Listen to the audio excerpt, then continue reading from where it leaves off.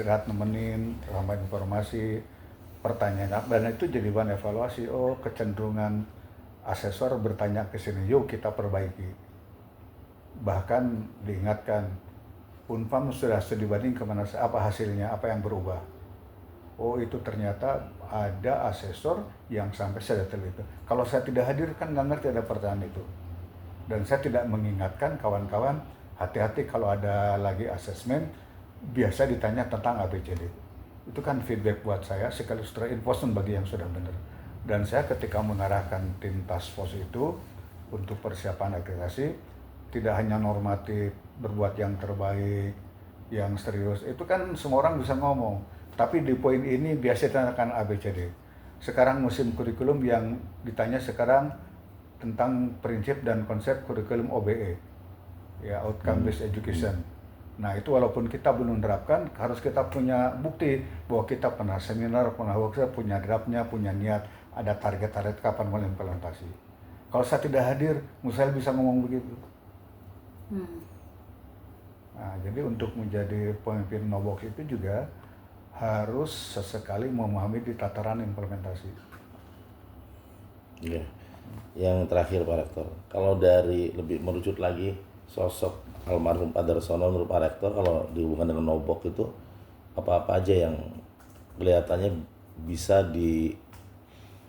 diinspirasikan oleh ya yang lain lah kira-kira di Tangsel ini. Sifat-sifat apa yang kemudian dihubungkan dengan Nobox itu Pak Rektor? Yang pertama, owner itu biasanya paling muncul sebagai ikon. Biasanya Minimal secara fisik. Dari penampilan pun orang tahu ini ownernya. Justru almarhum sebaliknya, beliau tidak dikatakan bahwa dia ownernya.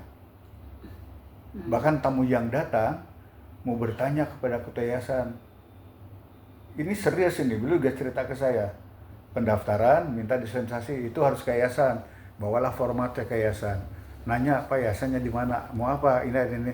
Terus beliau langsung jangan diregister untuk yayasan, padahal justru beliau sendiri. maksudnya orang nggak kira itu adalah yayasan. Itu yayasan. Iya, dan itu serius. Saya nerima presiden direktur Daikin. Termasuk saya waktu rapat itu nih, Mbak almarhum lagi nongkrong di kafe di bawah. Nah itu salah satunya. Lagi makan gorengan.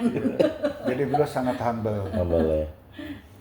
Saya ulangi, saya nerima presiden direktur Daikin. Yang penasaran kok ada unit pesan Daikinnya banyak-banyak untuk apa? Datanglah ke sini. Ini kan Daikin semua ini ribuan itu.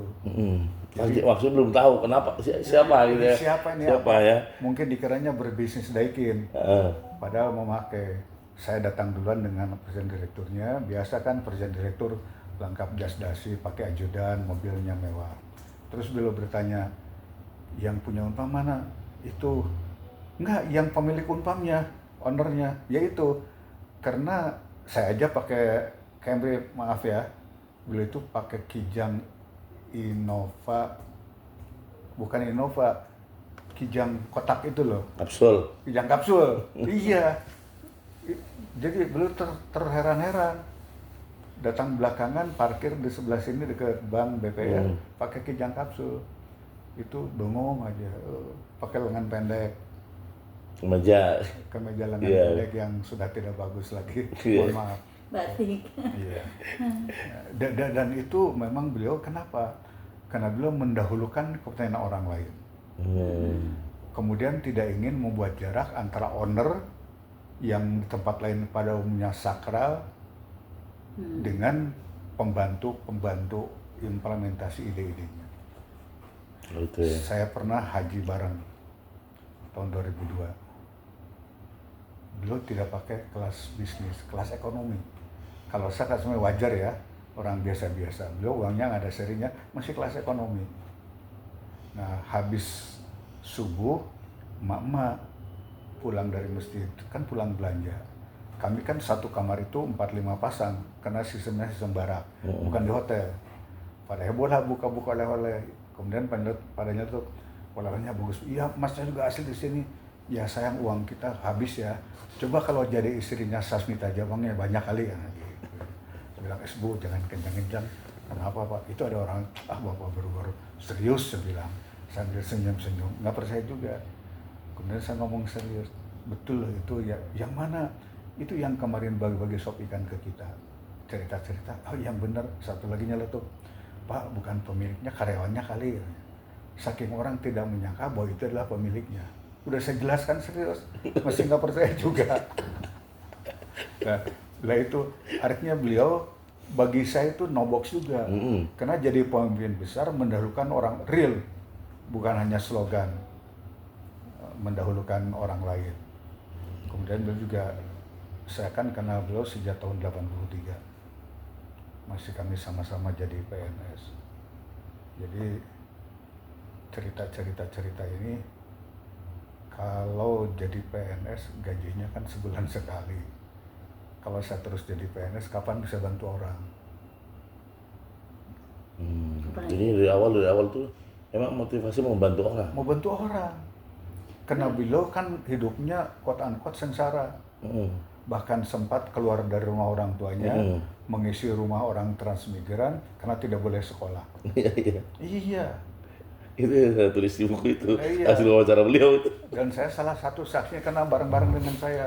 Kami sama bareng-bareng bujangan. Iya benar. Iya. Jadi udah bersahabat udah lama ya Pak? Udah lama. Jadi kita masih balita ya?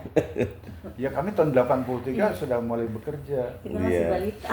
Makanya ketika saya diajak ke Unpam, saya kan tahu Anda di mana bertugas, lo ngerjain apa, walaupun tidak saling ketemu. Tapi paling tidak WA. Atau ketemunya kalau ada kumpul-kumpul sesama dulu satu grup. Paling tidak habis lebaran. Jadi sebelum Pak Rektor itu berarti rektornya Pak itu ya? Rektornya Pak Sugeng dulu almarhum. Pak Sugeng. Dari Pak Sugeng Pak Dayat. Pak Dayat. Baru saya. Jadi saya itu ketiga. Waktu Pak Dayat itu Pak Rektor masih di Kemendikbud. Masih, tapi sempat nyambung kan? Hmm. Tahun 2018-19 ya sampai COVID. Ya. Saya di Dikbud itu sudah diajak lama untuk gabung ke Unpam. Tapi saya bilang maaf, terlalu sibuk waktu saya habis. Makanya begitu saya pensiun, Pak saya mau bayar janji. Oh ya udah pensiun ya, cepet ke sini. Dulu waktu diajak saya bilang aja Pak kalau saya pensiun insya Allah saya bantu. Ya. Baik Pak Rektor.